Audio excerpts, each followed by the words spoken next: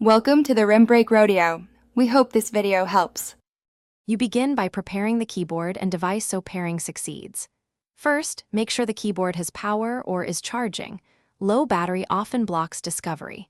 Then turn the keyboard on and press its pairing button until the LED blinks, because that signals readiness. Next, on your Mac or iPad, open Bluetooth in System Settings and choose the keyboard name.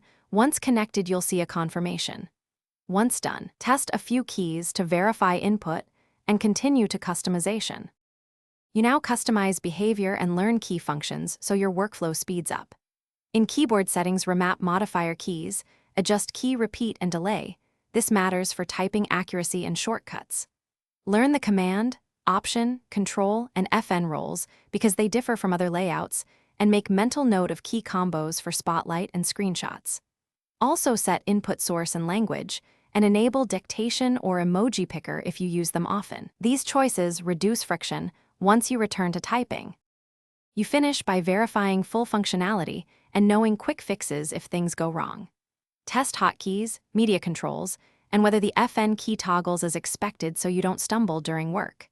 If input lags or disconnects, move closer to the device and remove interfering USB or wireless sources, then try repairing because most issues clear quickly.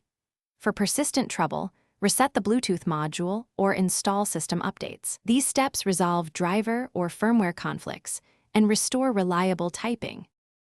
Thanks for watching. Consider subscribing if we helped you.